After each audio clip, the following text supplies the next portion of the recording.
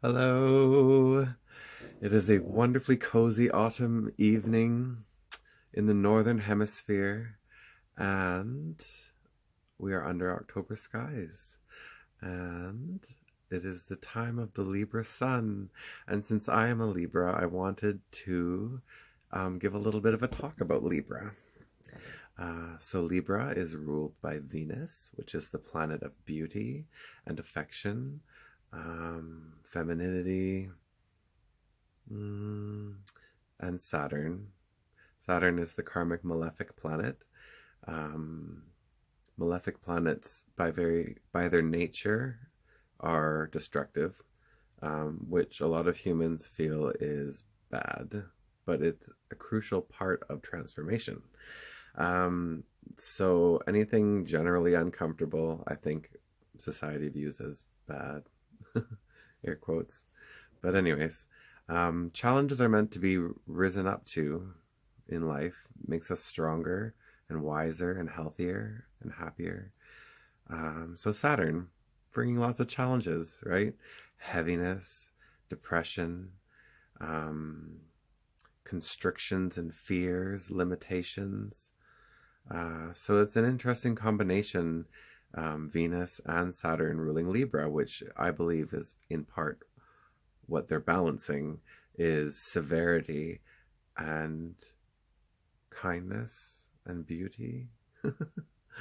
It's like the iron fist and the velvet glove, right? Um, yeah.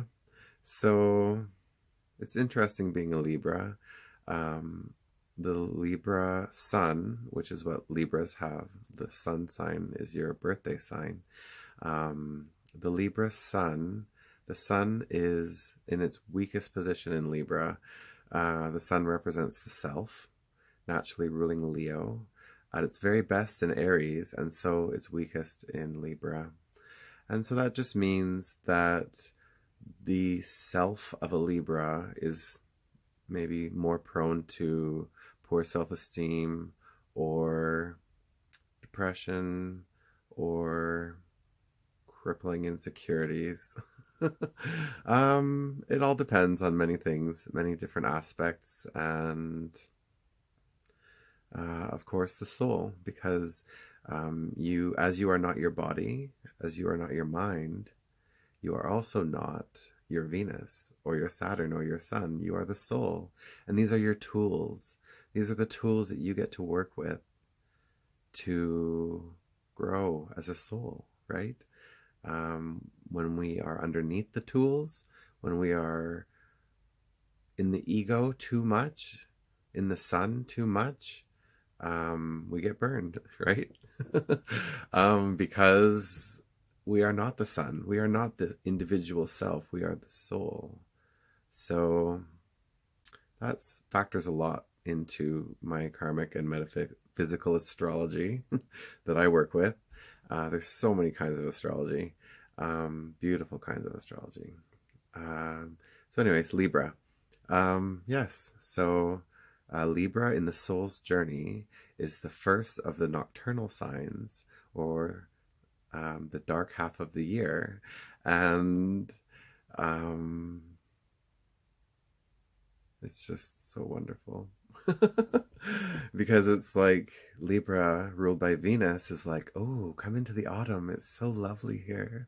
Come into the autumn. It's so lovely here. And then you're just like, oh, it is lovely. Let's go. And the leaves are changing, and it's so beautiful and cool and good fashion. And then Libra's like, come deeper into autumn. Come deeper into autumn. And then Scorpio comes out of nowhere and churns everything up and just brings everything to the surface, and we're all just like, what the heck? And then it's also the time of year of the Day of the Dead, or Samhain, or Halloween. Um, it's the time where the veil between the world of the living and the world of the dead is the thinnest. And so we have the opportunity, and Scorpio is such a powerfully psychic sign, knowing all the undercurrents of what's happening around them. And yes, So it's understandable that the thinnest time between the world of the living and the dead would be in Scorpio. Um, the Pisces being the very last sign, the last decan of Pisces is the Scorpio decan. And the very last degree of that Scorpio decan in Pisces is the very end of the year, or the astrological year. And Scorpio is rules like deep mysteries and the occult studies and dark and secret. They're very magnetic and powerful beings. And yeah, a lot of the dark side of Scorpio is too dark for me to get into right now, but it's can be really intense, the deepest of sufferings. But because Scorpio is ruled by Pluto and Mars, which Mars being, the masculine, aggressive, and Pluto being very transformative, um, indicates why Scorpio's journey is the way it is. And then Scorpio, the raging winds kind of subside and they slow down.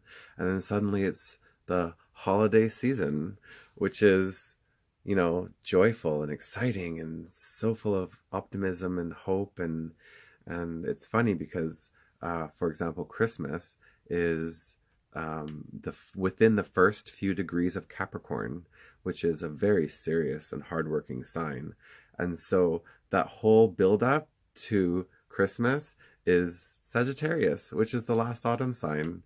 It's an optimistic sign. It's an adventurous sign. It's long distance travel and ruled by Jupiter, which is the karmic benefic, which is expansive and comfortable and beautiful and generous and gregarious and optimistic and brash and bold and a fire sign. The fires of Sagittarius I liken to, it's like, okay, so Aries being the first of the fire trine, Aries is explosive. It's bam, I'm here, but maybe not able to sustain that, but still that power, that passion ruled by Mars, right? And then Leo is the second, and Leo is ruled by the sun, right? And Leo's a fixed sign, so it's very steady and stable.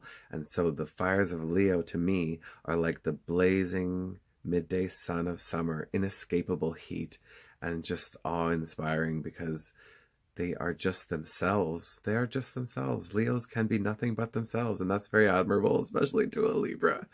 Um, but yeah, and then you have Sagittarius, and that's when the fires, because Sagittarius is the only nocturnal fire sign.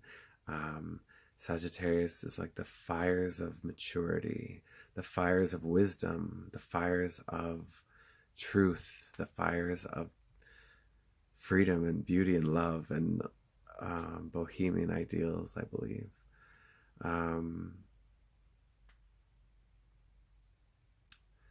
Very irrepressible sign, Sagittarius. There are 3 celebrities who are Sagittarius women, and they started out as innocent blonde girls in the 90s, and then their fires transformed them into these passionate symbols of individuality and inspiration, of just doing it and forgetting what society thinks. And that's really what everybody wants to see, is very Uranian. It's very quirky and electric and neon and flashy, and people want that. And yet for some reason society says you can't dress like that, that's not conservative enough. And then it's like, well, what do you want? But anyways, I digress. um yeah, I wanted to talk about Libra, but I guess I just described autumn, which is my time of year to shine. And I love it. It's so lush and wild and ferocious with the beautiful dahlias and, um, oh, glorious, and pumpkins. And after the summer's heat, the grass is so wet and lush and thick and green again. And the foliage just kind of, oh, and the leaves turn when they just start to turn.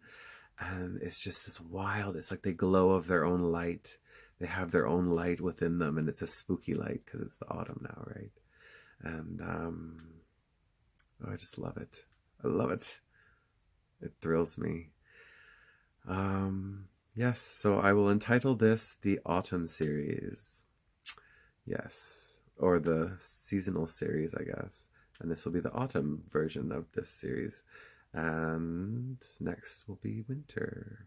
So I will see you in winter for this series. Namaste. Blessings to your journeys.